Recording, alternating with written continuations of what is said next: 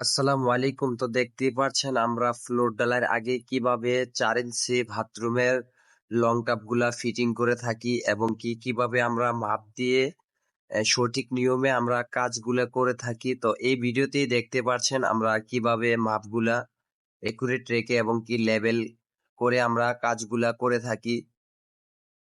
তো দেখতেই পাচ্ছেন আমরা ভালোভাবে কিন্তু আপনার ভালোগুলা দিয়ে আমরা মাপগুলা সঠিকভাবে নিয়ে আপনার কাজগুলা করে থাকি।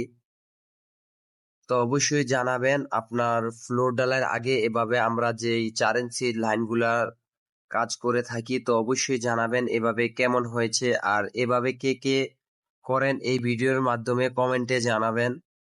তো দেখতেই পাচ্ছেন আমরা কিভাবে ভালোগুলা দিয়ে আমরা সম্পূর্ণ করে নিলাম কাজটি। ভিডিওটা দেখে ভালো লাগলে অবশ্যই আমার পেজটাকে ফলো করবেন নতুন নতুন ভিডিও পাওয়ার জন্য।